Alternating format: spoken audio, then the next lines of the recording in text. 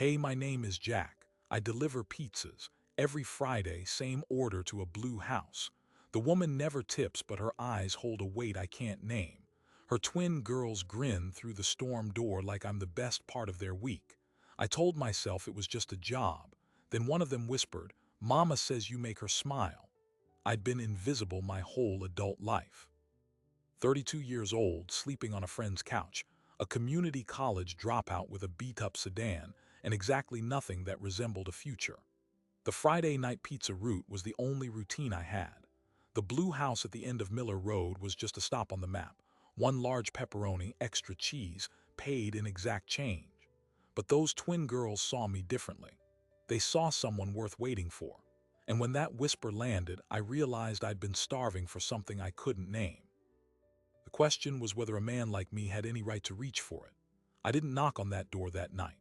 I stood frozen on the cracked concrete step, pizza bag hanging from my hand, the little girl's words still burning in my ears. Her mother was somewhere inside, face half turned, waiting for me to do something. I couldn't move. I wasn't prepared for a moment like this. I had spent my entire adult life staying small, keeping my head down, taking what I was given and never asking for more. So I did what I had always done when hope got too close. I retreated. I got back in my beat-up sedan, drove to the couch I was crashing on at my buddy Mike's apartment and stared at the water-stained ceiling until the sun came up. But something had shifted. The next morning I woke up and the world looked different. Colors were sharper. The coffee tasted bitter in a way that demanded attention. For 7 days I couldn't get those twin girls out of my head or their mother. Her eyes, dark and tired but still holding some ember of hope, kept flickering behind my eyelids every time I closed them. And that whisper, "Mama says you make her smile," played on a loop like a song I didn't want to turn off. By the time the next Friday rolled around, I had already decided I was going to do something I had never done before. I was going to find out if a man like me could belong somewhere. Now, to understand what that meant for someone like me, you have to understand what my life looked like before that delivery route. I was 32 years old with a busted credit score, an associate's degree I never finished, and a string of dead-end jobs that had left zero impression on the world. My parents died in a car wreck when I was 19, and I never really recovered. The grief hollowed me out, and the hollow filled up with bad decisions. I drifted from one town to the next, picking up warehouse shifts and kitchen work, sleeping in my car more nights than I'd ever admit. Eventually, I landed in this small Pennsylvania town because the engine gave out and I didn't have the money to fix it. That was 3 years ago. The pizza job was supposed to be temporary. At Antonio's Pizza, nobody asked questions. The uniform was a red polo shirt and a cap with a grease stain that never came out. The pay was minimum wage plus tips, and tips were never good in a town where half the customers were seniors on fixed incomes. But I didn't need much. Mike let me crash on his pull-out sofa for $50 a week. I ate leftover slices from the shop. I didn't date, didn't go out, didn't dream. I just delivered pizzas and counted down the hours until I could stop thinking about how empty my life was. The blue house on Miller Road first appeared on my delivery sheet about 8 months before that night. It was a small Cape Cod, the kind of place that probably looked welcoming in a real estate listing but was now showing its age. The white paint was peeling around the windows. The front gutter sagged. There was a tricycle overturned in the yard and a pink jump rope coiled next to the stoop. The order was always the same: one large pepperoni, extra cheese.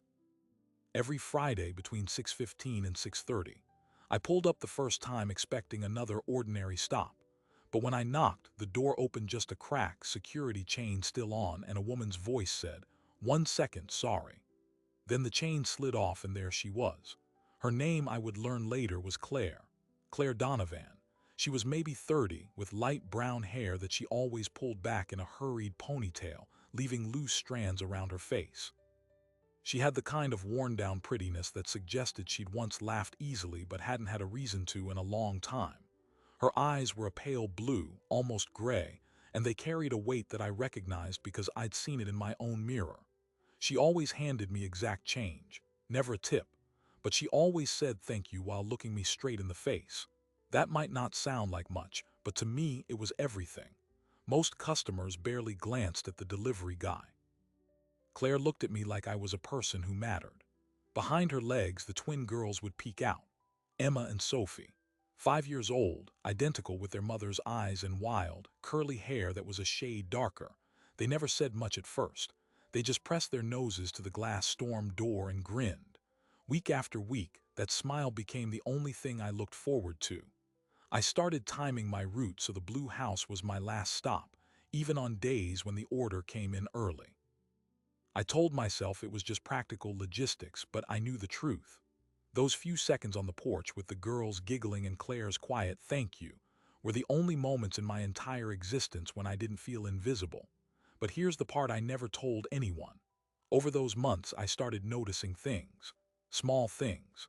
The first time I saw Claire smile, really smile, it was because Emma had made a silly face behind her while Sophie tried to balance on one foot. Claire laughed, a short, surprised sound, and then her eyes flicked to me and I saw something shift. The smile reached her eyes and it stayed there a beat longer than it should have. After that, every week, her expression grew a little warmer. She started leaving the door open without the chain when I knocked. She asked how my night was going. One time, she handed me a bottle of water on a hot summer evening and our fingers brushed. Neither of us mentioned it, but I replayed that accidental contact in my head for 3 days straight. I never tried to push it further. Why would I? I had nothing to offer. I was a homeless delivery guy with $11 in my checking account and a couch for a bed. She was a single mother with 2 kids, a house that was probably underwater on the mortgage, and eyes that looked like they'd been crying in the dark. I figured she was in survival mode just like me. The Friday routine was all either of us could handle. Then came the whisper that broke everything open. When Sophie, it was Sophie, the slightly taller twin, tugged my sleeve and said, "Mama says you make her smile," I felt the ground crack beneath me. It wasn't just the words. It was the way Emma immediately looked up at her sister with confirmation in her giant eyes, like they had decided together that I needed to know this secret.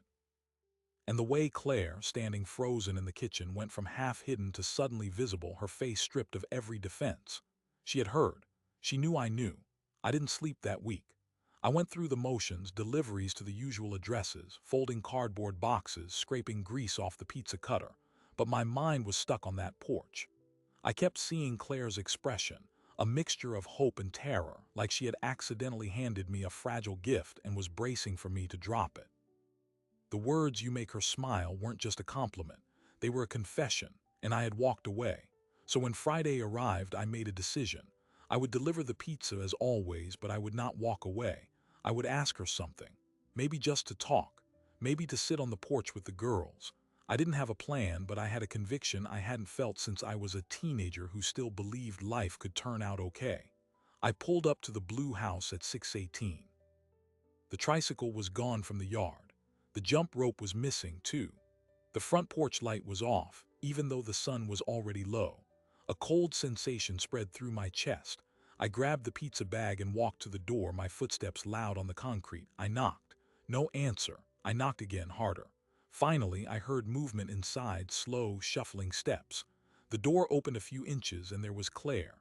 But she looked hollowed out, her eyes red-rimmed and raw like she hadn't slept in days. She tried to speak, but the words came out cracked. "Jack, I'm sorry, the girls and we can't do this right now." Before I could ask why, a man's voice boomed from inside.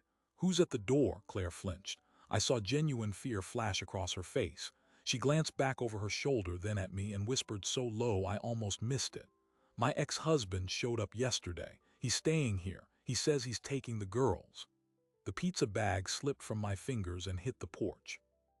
I had just started to believe I could reach for something good, and now it was being ripped away before I could even touch it.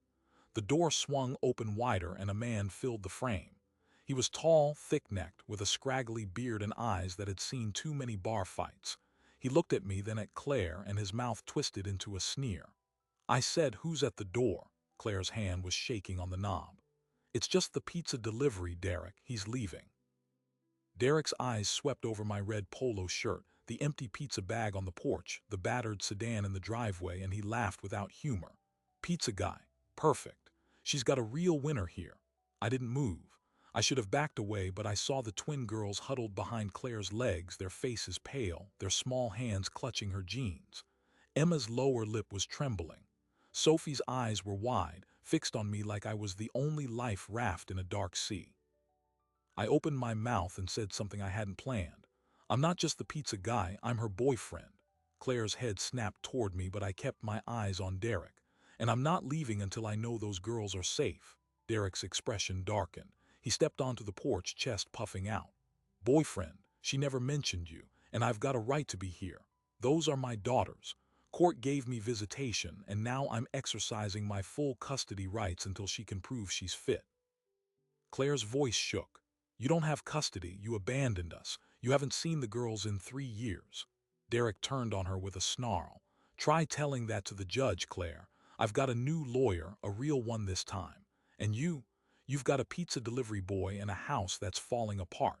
Think the court's gonna let my daughters stay with someone who can't even fix a gutter? He jabbed a finger toward the sagging front gutter, then toward me. This loser moves in, I'll have CPS here so fast your head'll spin. I felt my fists clench, but I didn't take the bait. I looked at Claire, then down at the twins. Sophie was silently crying now, and Emma had buried her face against her mother's leg. In that moment, something inside me hardened. I didn't care about my own safety or my own dignity. I only cared that these 3 people who had no one else weren't going to be left to face this monster alone.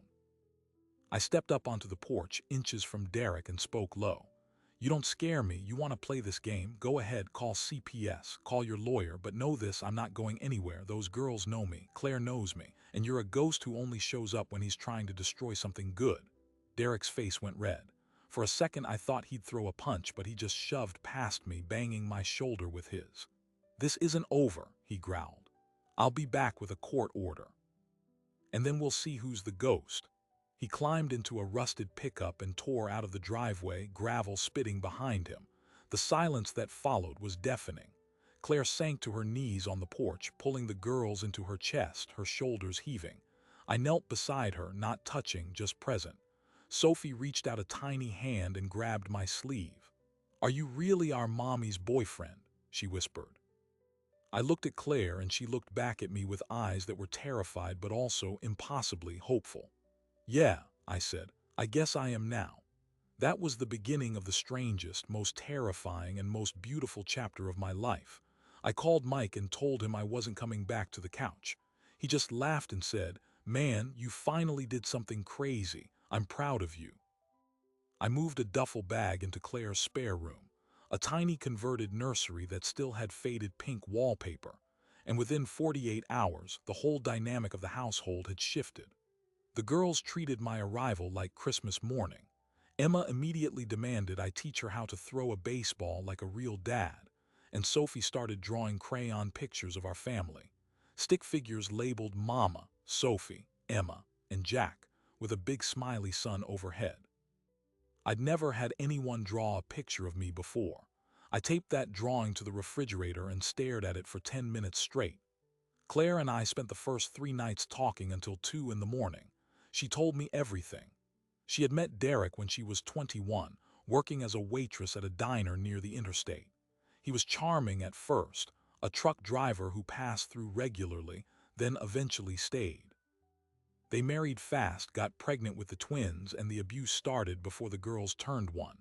Verbal first, then physical. When she finally called the police, he fled the state. No child support, no alimony. Her parents had died years before, so she scraped by on a medical assistant's salary and food stamps. The blue house had been her grandmother, left to her with a small mortgage that she barely kept afloat. The Friday pizza was the one luxury she allowed herself, a way to give the girls a treat without turning on the stove after a 12-hour shift. And then you started showing up, she said, her voice soft in the dim kitchen light. The first time, Sophie said, Mama, that man has kind eyes. And I couldn't argue. Every Friday, I started looking forward to it more than I should. I told her about my own wreckage, my parents' funeral on a gray November day. The years of drifting, the dead-end jobs, the arrest in Georgia, a stupid mistake, a backpack that wasn't mine with a baggie of weed tucked inside, a night in county lockup before the charges were dropped. I told her about the crushing loneliness, the way I'd watch families through restaurant windows and feel like an alien from another planet. Claire listened without judgment. When I finished, she simply said, "You're here now. That's all that matters." And I felt something unlock inside me, a door I'd bolted shut since I was 19. But Derek didn't stay away. On the fourth day, a Friday, he returned with a patrol car. A deputy stood on the porch while Derek waved a crumpled piece of paper claiming Claire had violated his parental rights by having an unrelated male living in the house. The deputy was a tired-looking man in his 50s who inspected the house, spoke briefly to the girls, and concluded that there was no immediate threat. He told Derek to take it up in family court and left. Derek stood on the lawn, face livid, and shouted loud enough for the whole neighborhood to hear. "You think you're clever? Wait till I drag your little boyfriends past through open court. The whole town will know what kind of trash you've let near my daughters." The neighbors came out onto their porches. Whispers started. At the grocery store the next day, I saw Mrs. Patterson, an elderly woman who'd always been friendly, turn her cart down a different aisle when she saw us. The rumor mill was churning. Claire started waking up in the middle of the night crying. I'd sit on the edge of her bed and hold her hand until she fell back asleep. The girls sensed the tension. Emma started wetting the bed again, and Sophie became clingy, refusing to let me leave for work without a full-body hug. I kept delivering pizzas, but every moment away felt like an eternity. I started carrying a prepaid cell phone so Claire could reach me instantly if Derek showed up. Mike covered my shifts a couple times when I needed to stay home. "Dude, you're in way over your head," he said, "but I've never seen you care about anything before. Don't screw this up." Then came the night that changed everything. The storm. It was a late October nor'easter, the kind that barrels down the coast and catches everyone off guard. The power went out around 6 in the evening. I'd just come back from a shortened delivery shift, soaked to the bone, and found Claire lighting candles while the girls huddled under blankets in the living room. The wind howled against the house like a living thing. I went outside to secure the tarp over the woodpile, and Sophie, in a sudden burst of panic, ran out after me screaming that she'd left her stuffed rabbit in the yard. Before I could grab her, a massive branch from the old oak tree in the front yard cracked. The sound was like a rifle shot. I lunged, scooped Sophie into my arms, and dove sideways just as the branch crashed down onto the exact spot where she'd been standing. We hit the mud hard. I felt a sharp pain in my forearm, a gash from a broken limb, but Sophie was unharmed, clutching my neck and sobbing. Claire came running out barefoot, her face a mask of terror in the lightning flashes. She pulled us both inside, her hands trembling as she pressed a towel to my bleeding arm. The girls were shaking, crying, clinging to both of us. And in the flickering candlelight, with the storm battering the roof and the old house creaking around us, Claire looked at me and said, "You could have died. Why would you do that?" I didn't think. I just answered. "Because she's yours, because you're everything I never let myself want." Claire's eyes filled. She didn't look away. I thought I'd never trust anyone again. Then you showed up with a pizza and those kind eyes, and I started hopping, and I was so scared of that hope. She reached up and touched my cheek, her fingers cold and wet from the rain. But I'm not scared anymore. I kissed her. Not a careful, questioning kiss. A kiss that carried all the months of lonely Fridays, all the whispered secrets, all the nights spent guarding a house that wasn't mine. She kissed me back like she'd been drowning and I was air. The girls, still sniffling, watched with wide eyes, and then Emma let out a small giggle. Sophie whispered, "Mama, are you gonna marry Jack for real now?" Claire pulled back, her forehead against mine, and laughed through her tears. "Yeah, baby, I think we might." 3 days later, we stood in the courthouse with Mike and our next-door neighbor, Mrs. Delgado, as witnesses. It was the simplest ceremony imaginable. No music, no flowers. The girls wore matching blue dresses that Claire had sewn by hand, and I wore a borrowed sports jacket that was too tight in the shoulders. The clerk read the vows in a monotone voice, and when it was time for rings, I pulled out 2 silver bands I'd bought with tips I'd saved for 2 weeks.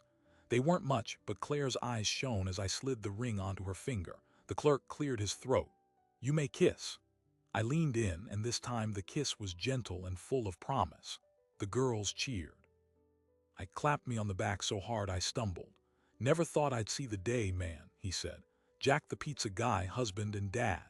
That night we tucked the girls into their shared room, Emma's stuffed rabbit safely in her arms, and stood in the hallway of the blue house that had become our home. Claire looked at me, and for the first time the weight in her eyes was gone, replaced by something fierce and steady. "It was supposed to be fake," she whispered. "A story to keep Derek away. When did it become real?" I pulled her close. "The first time I saw you smile, I just didn't know it yet. The next morning we began building our life in earnest. I fixed the sagging gutter. Claire planted marigolds along the front walk. The girls drew a new family portrait with all four of us standing under a heart, and this time the stick figure Jack had a badge labeled Daddy. But Derek hadn't given up. While we were finding our footing, he was in the shadows, hearing a lawyer named Patricia Harlow, a family law shark who specialized in destroying messy, blended family cases. She dug through my past with a fine-toothed comb.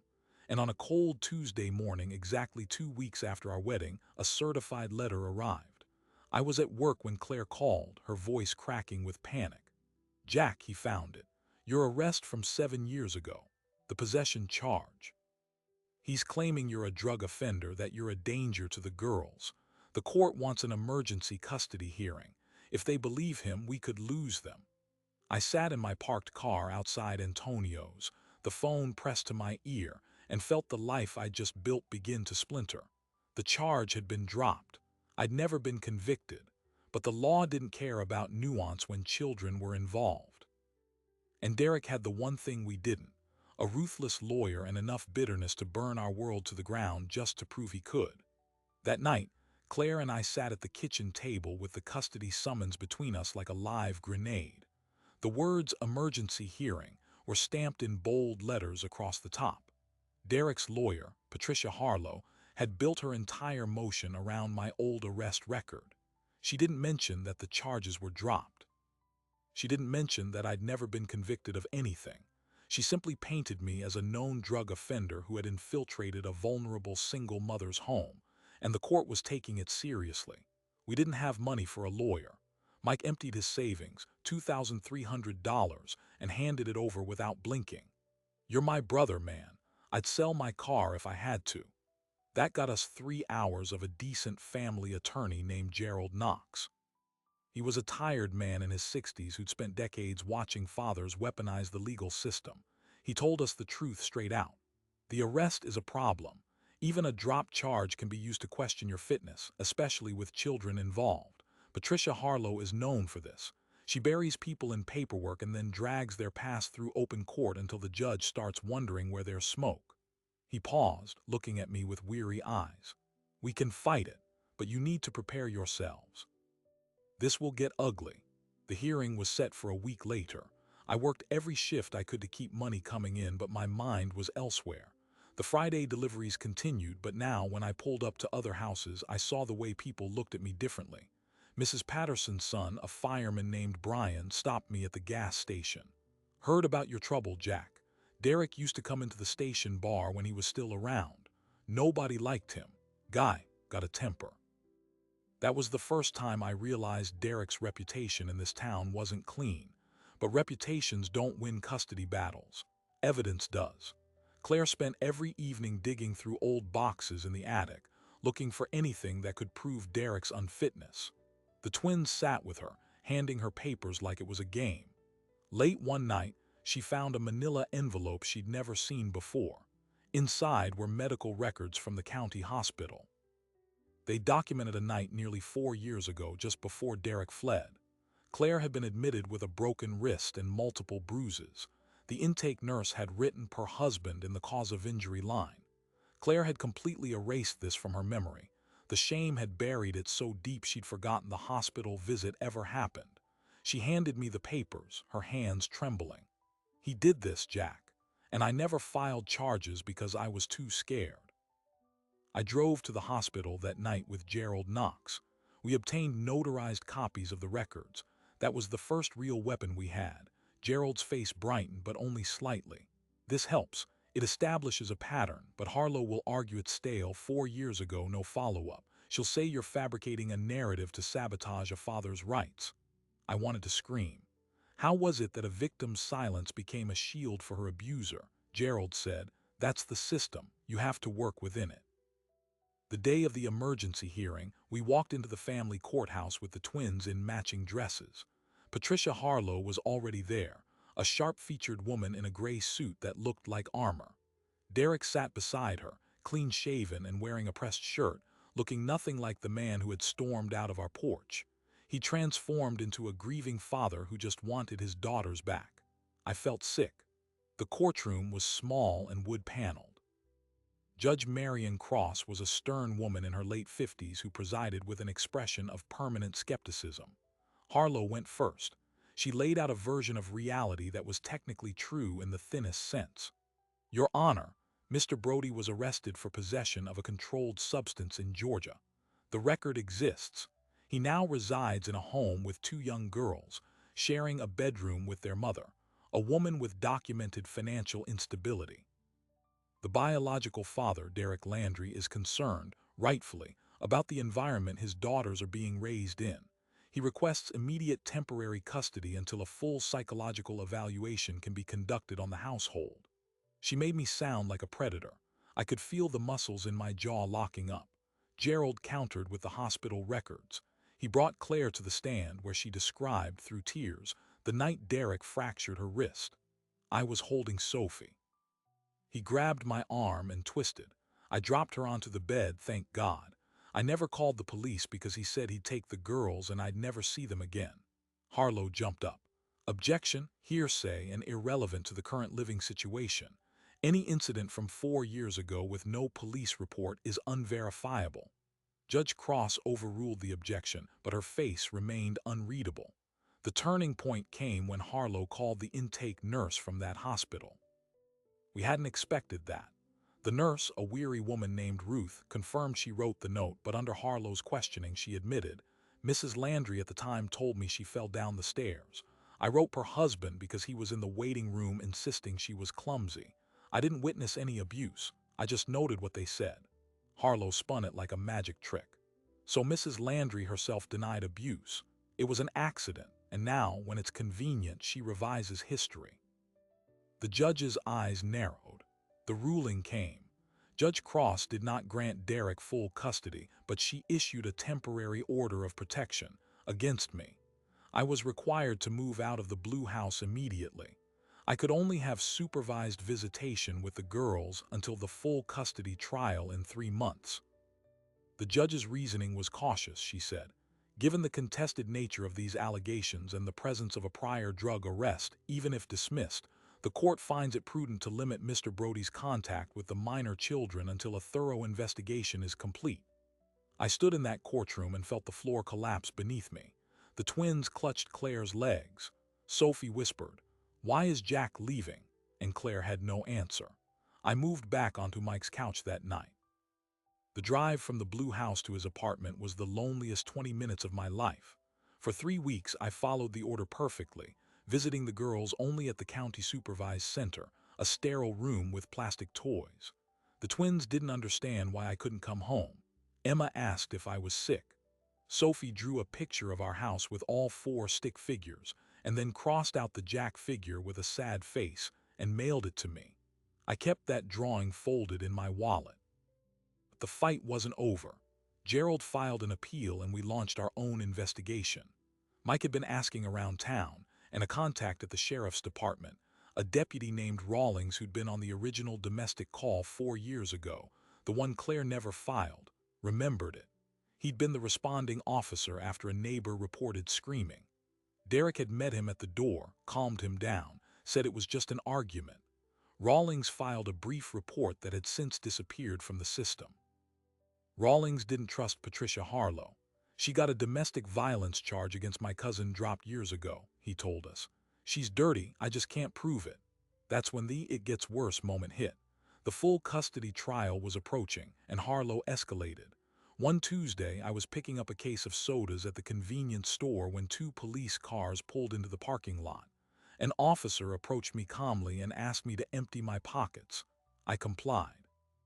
From the inner pocket of my jacket, he pulled a small plastic bag with white powder. I froze. "That's not mine," I said. I swear that's not mine. The officer's face was grim. It was in your jacket, sir. We received an anonymous tip that you were dealing near the elementary school. I went pale. The elementary school. The same school the twins attended. I was handcuffed and driven to the county jail. The charge was possession with intent to distribute within a school zone. A felony. I called Mike from the holding cell, my voice shaking. They planted it, Mike. Someone put it in my jacket while I was working. It had to be Derek. Mike was frantic. Claire heard the news and collapsed. The story hit the local paper. Pizza delivery husband arrested on drug charges near school. Patricia Harlow immediately filed an emergency motion to terminate my parental rights entirely. The cruelty was surgical. They had framed me in the worst possible light, and they had done it with evidence that a judge would have to treat seriously. That night in jail, I hit the lowest point of my entire life. I'd lost my parents, I'd drifted through poverty and loneliness, but I had never lost hope until that night. I stared at the concrete wall and let the tears come. I could lose everything: the house, the girls, Claire. The family I'd stumbled into, the family I didn't know I'd been searching for, was being ripped away by a system that believed the worst in people like me. But on the third day, a breakthrough appeared from the unlikeliest of sources. Patricia Harlow's paralegal, a young woman named Lena Choi, quit her job. She had been tasked with delivering discovery documents and had stumbled upon internal firm emails that revealed something staggering. Patricia Harlow was not just Derek's lawyer, she was his cousin. They had hidden the relationship to avoid conflict of interest claims. Worse, the emails showed that Patricia had been coaching Derek on how to manipulate the system, how to plant false evidence, and had even bragged to a colleague about taking down another deadbeat charity case. Lena, horrified, had copied the emails before resigning. She contacted Gerald Knox and handed over a thumb drive. The contents were explosive.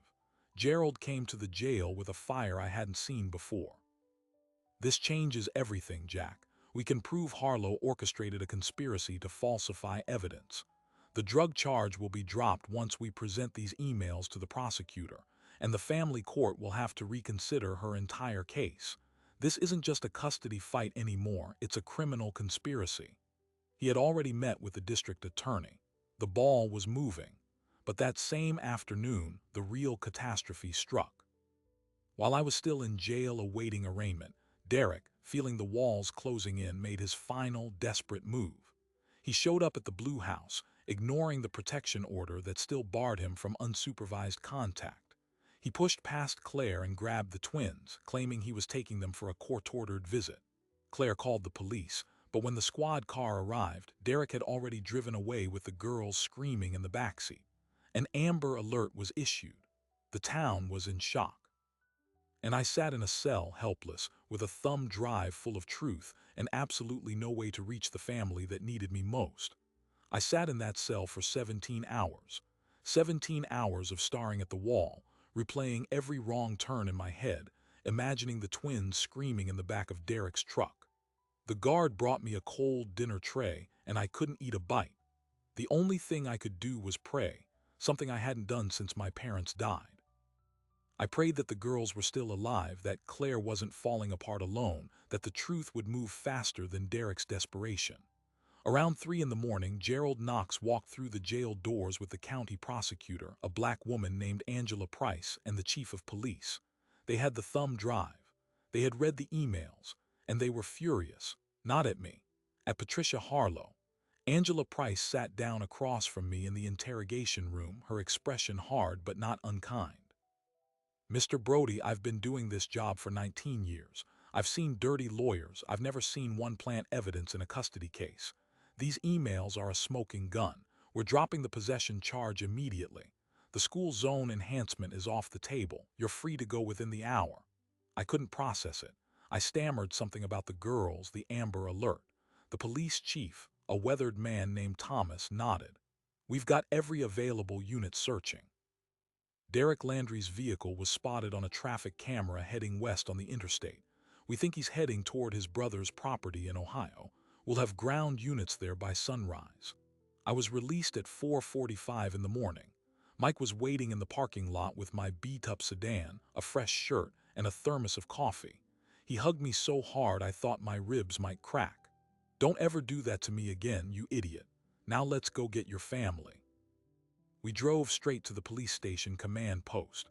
Claire was there, sitting in a plastic chair with a blanket around her shoulders, eyes hollow and red. When she saw me, she stood up, walked toward me, and collapsed into my arms. She didn't speak. She didn't need to. We just stood there holding each other while the radio chatter filled the room. Officer Rawlings, the deputy who had remembered the old domestic call, was on the line with Ohio State troopers. He gave us updates every 10 minutes. At 6:22, we got the call we'd been praying for. A trooper had pulled over Derek's truck just outside of Columbus. The twins were in the backseat, terrified but unharmed. Derek was arrested without incident. Emma and Sophie were being taken to a local hospital for a routine checkup, and social services were arranging for them to be transported home by evening. I can't describe the sound Claire made when she heard that. It was something between a sob and a laugh, a release of pressure that had been building since the day she met Derek. She grabbed my hand so tight her nails left marks, and for the first time in weeks, I saw color return to her face. By noon, Patricia Harlow was in custody. The district attorney's office filed charges of conspiracy, obstruction of justice, and evidence tampering. The Bar Association suspended her license pending a full review. The news spread through town like wildfire. Mrs. Patterson, who had turned her cart away from us at the grocery store, showed up at the police station with a casserole and an apology. "I listened to the rumors," she said, her voice shaking. "I should have listened to my gut instead. You two just looked like a family who needed a break." More people came. Brian the fireman, Rosa from the diner where Claire used to work, even the manager at Antonio's Pizza who said my job was waiting whenever I was ready. The isolation we'd felt for weeks crumbled in a single afternoon. That evening, a social worker drove the twins back to the Blue House. Claire and I were waiting on the porch. I was allowed back now that the emergency order had been vacated by Judge Cross, who had reviewed the new evidence and issued a scathing reversal of her earlier ruling. When the car pulled up, Emma and Sophie burst out the doors and sprinted up the walkway. Emma hit my legs like a linebacker, wrapping her arms around my waist. "Daddy. We knew you'd save us." Sophie clung to Claire, crying into her neck. I knelt down and pulled both of them into my chest, my own tears falling into their wild, curly hair. We stayed like that on the porch until the sun went down, the four of us tangled together, the ugliest and most beautiful family portrait anyone had ever seen. The full custody trial was scheduled for 4 weeks later, but it never happened. Derek, facing felony kidnapping charges and the exposure of his cousin's schemes, accepted a plea deal. He gave up all parental rights to the twins. He would serve 5 years in a state prison, and upon release, he would be barred from contacting any of us. The judge read the terms in a flat voice while Derek stood with his head bowed, the bravado finally gone. I felt no satisfaction. I only felt relief, a massive, bone-deep exhale after holding my breath for months. The system had almost failed us, but in the end, the truth had been loud enough to break through. The real surprise came later, after the legal dust settled. A reporter from the local paper, the same one that had printed the article about my arrest, came to interview us. She'd done a deeper investigation into Patricia Harlow's firm and discovered that this wasn't the first time she'd fabricated evidence. There were at least 3 other families, all with low-income mothers and new partners, who had been systematically destroyed by Harlow's tactics. One of those mothers, a woman named Diane Harper, had lost her children permanently. She'd been fighting for years to overturn the ruling. Our case cracked open a review of all of Harlow's past clients. The district attorney opened a formal inquiry, and Diane Harper got a new hearing. Her story was even more devastating than ours, but she got her kids back. She showed up at our door one Sunday with a bouquet of sunflowers and a thank you card that said, "You didn't just save your family, you saved mine too."